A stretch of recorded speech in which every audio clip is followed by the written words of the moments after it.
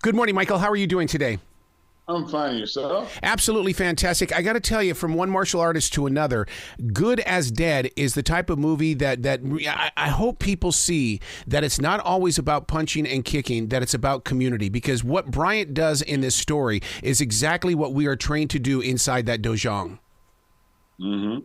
That's right. That's right. I always want the movies that I'm producing and writing to have much more than just if you take the action out of it, it's still a good movie. Yeah. It still has something to say, and I'm glad you extracted that. Emotionally, how did you get yourself into this? Because, I mean, you really have a connection with this story. Yeah, I mean, it's a personal connection because, I wrote the story and I wanted to set it in Mexico because I've always had a love for the Mexican culture, or the Latino culture, the community, the most hardworking people on the planet. And also my brother inspired this. My brother drove his motorcycle from Florida into Mexico, fell in love with Playa del Carmen, and fell in love as well, and started a family there. And so my brother, who I use his name in the movie. Oh. Sadly, my brother passed away from COVID a month before we started shooting.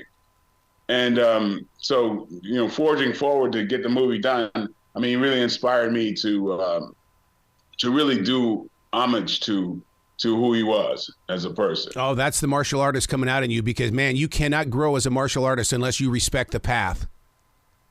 Thank you. Thank you. My neighbors, Kid and Luma, they have a house down in Mexico, and they speak so highly of how beautiful that country is, but yet the headlines don't show that. I'm so glad that you have done this.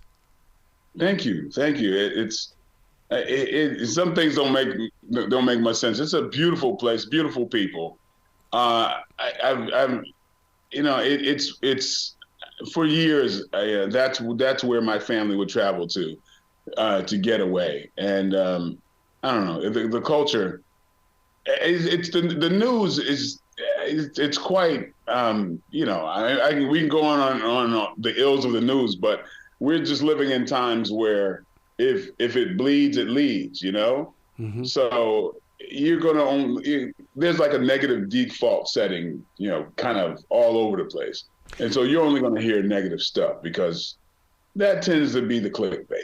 Well, that eye that you've been trained to have, though, I mean, that's like one of my sensei would say, if you think it's bad, then as a martial artist, then shy away from it. But if you think you can change it as a martial artist, walk into it. Yeah, well, the way I look at it is that you got to look at yourself in the mirror for the rest of your life. Yep. You know what your capabilities are, and if you feel like if you don't do something that you should do, well, you're going to be living with that. So I just feel like just do the right thing. You know what the right thing is. You have a choice to do it or not. Mm-hmm. So Julio Hildegra, who was my sensei, used to tell me all the time, he would go, "It is an art, martial arts. Give me showmanship." Is that the reason why you became an actor? Because you understood that it really is showmanship on the floor, and you've extended it to the big screen. Well, that's definitely a part of it. I mean, for myself personally, the martial arts are, now, it is an art form, but also it is something that just trains the spirit like nothing else. And when you have a spirit of self-denial and forging forward, that's something that's internal, right? So that helps you the rest of your life because you're trained to overcome obstacles, but the biggest obstacle in your entire life will always be yourself. Mm-hmm. So that's really what it is. When I'm facing an opponent, I bow to that opponent because that opponent is going to make me better. Because that's another will that I have to overcome. But I have to overcome that. So some people will think it's about the fighting, but no, it's about the journey of your will. Yep. Yeah, because you prove that as Bryant in the way that you help out a local teen. The street gangs would like him, but your heart is saying no. There's a different walk. Let's go that way. Yes, I mean he's a reluctant hero. He doesn't, of course, if you see the movie, there's reasons why he wants to be anonymous, but he can't help it. He has to do the right thing, and so he felt the right thing was to help this child in need. Yeah. And the thing about Bryant is that he comes with a story as well. And what I think I can really relate with him in the way that on iHeart, there's one of my podcasts I talk about, we all make mistakes, so turn it into a tool. And that's exactly what Bryant does in this. He turns it into a tool that can help other people around him. Yeah. You understand, we believe as martial artists, that is the way. Yeah. So the scenes where you are basically you're training, there's no splicing. This is not one of those fast-paced martial arts movies where people go, that would never happen. But you really go into some blood, sweat, and tears in this. Yeah, I mean, like I've been doing it my entire life, and so I feel like I owe a lot to the martial arts, and so and just being authentic is a big part of I think what I have to accomplish, to really show, I mean, really what you want to do is make people forget they're watching movies. Oh, you do that.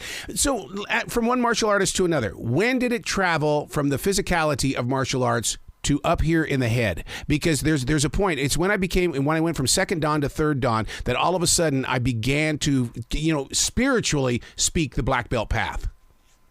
Well, it took some time for me as well, because when I was a celebrated fighter, I think I was less of a martial artist because I was doing what was easy for me. Mm-hmm. I was born with certain gifts. I was a decathlete in high school and college. So I was born with physical gifts. And so fighting became just very natural to me. But really what it was is that when I realized that I was neglecting other parts of what it was to be a martial artist, that I was less of one. Because, it's one thing to do what's comfortable for you, but it's about the things that cause discomfort, and I had to look at myself in the mirror and say, okay, I am lacking in these areas, even though my very instructors and everybody else will celebrate the pugilist side of me, because that's what we as men tend to do. We look up to those gladiators. Mm-hmm. But I'm going, wait a second, that's not right. Deep down, I am neglecting so many of these other things. And so it's just like someone who, might be religious. There's a doctrine that's bigger than you. Mm-hmm. Whether other people fall into your, to that praise thing or not. And so that was a great lesson to learn going into the industry that I'm in, where people, they hero worship and praise actors and people who are on TV. Now, if I let that get to me, that's a detriment to me, because the truth of the matter is, hey, I'm a husband and father, and that's first more than anything else. And deep down what you're here for. I'm an artist, and I do everything to the best of my ability. But learning that to be a full-fledged martial artist and not falling for my own BS because I'm a great fighter, but what kind of technician am I? What about people who are on the training floor who are working harder than me? It dawned on me, it took a while, but it dawned on me what the truth was, and I mistakenly started using the comparative method, going, okay, and so I'll explain that by this. I don't want to get on this for too long, but if it takes me 1,000 kicks to become fatigued, and it takes a guy half my size 100 kicks to become fatigued, his training starts at 101. Mine starts at 1,000. Yep. So because I've done 900 more than him, that's not the message here. If that guy goes and pushes to 120, and I'm satisfied with my 1,001, who's a better martial artist? Mm-hmm. He is. Mm-hmm. Mm-hmm. Because he's pushing his limit.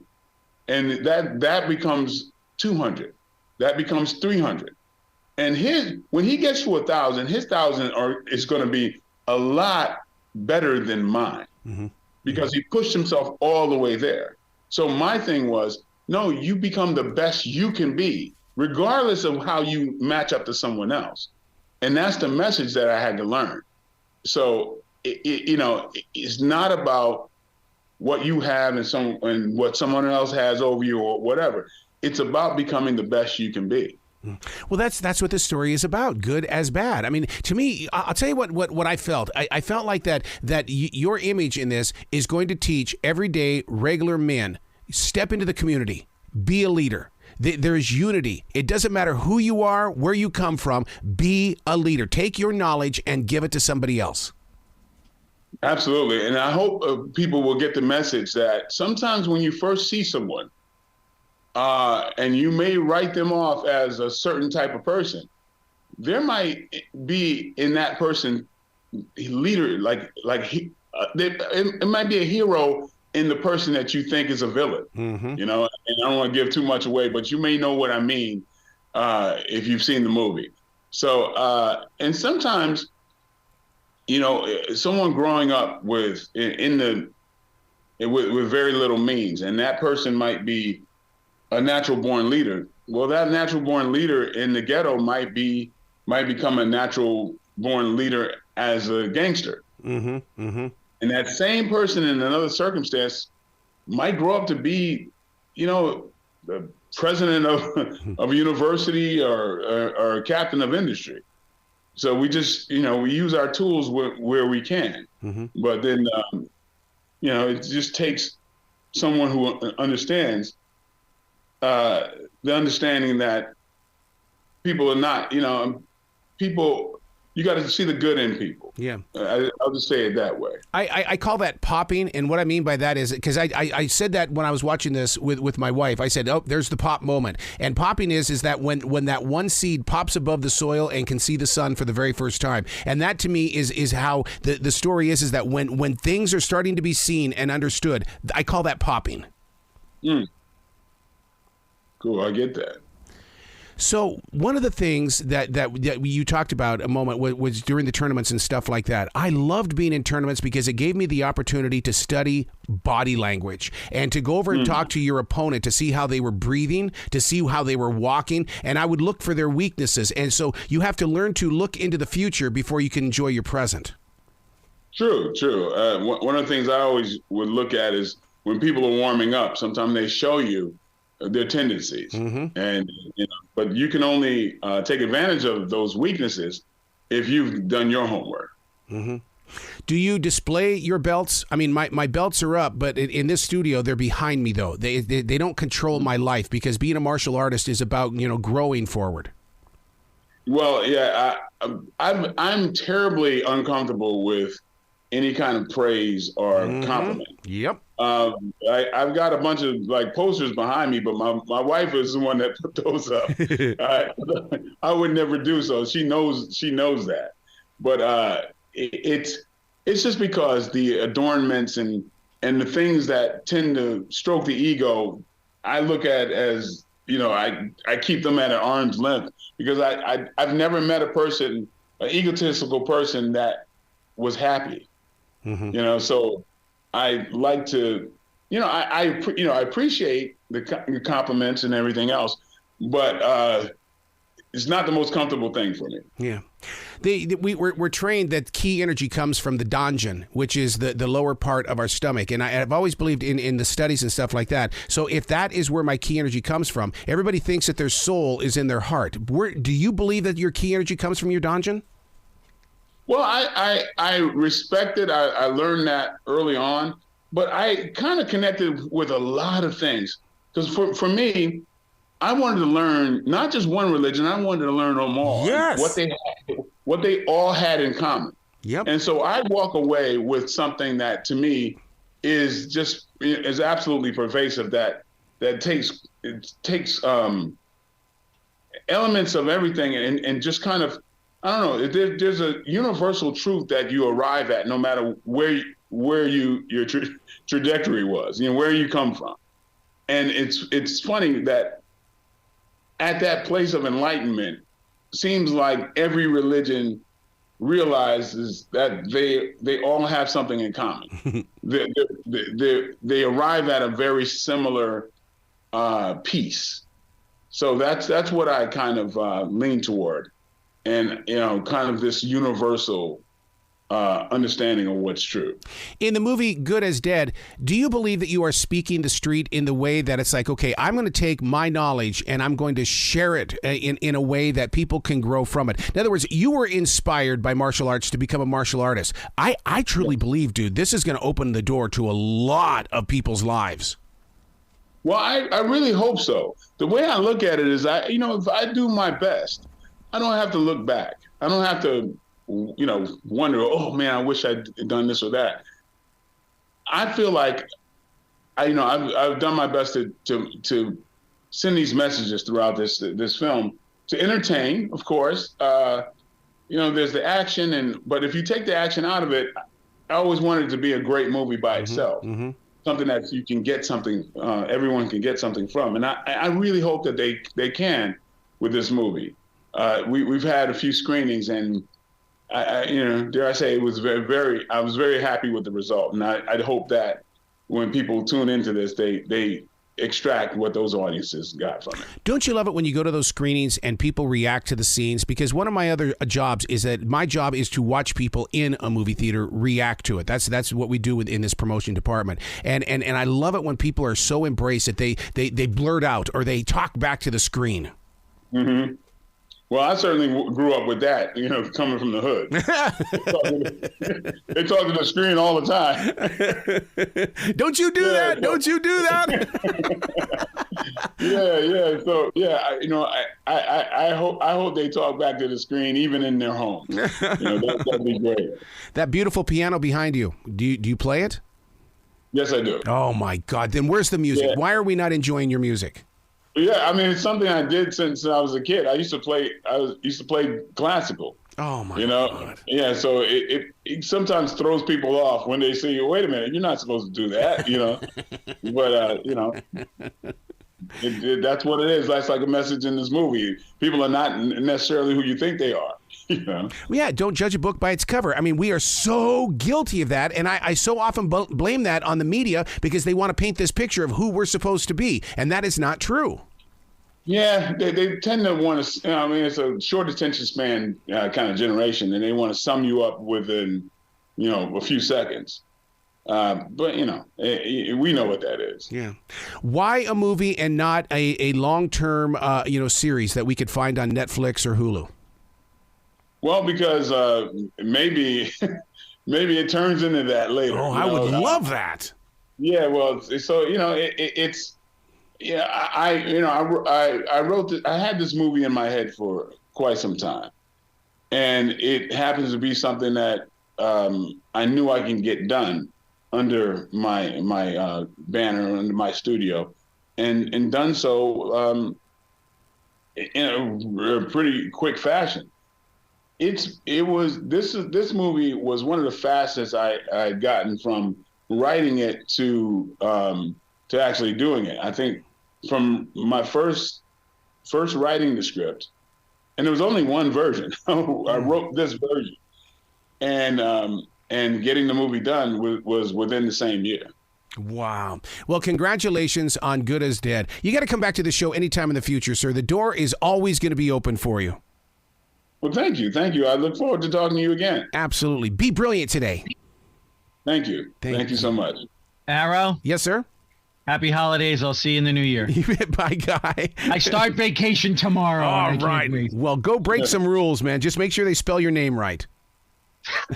What, at Starbucks? No. Have fun, you guys. The Arrow.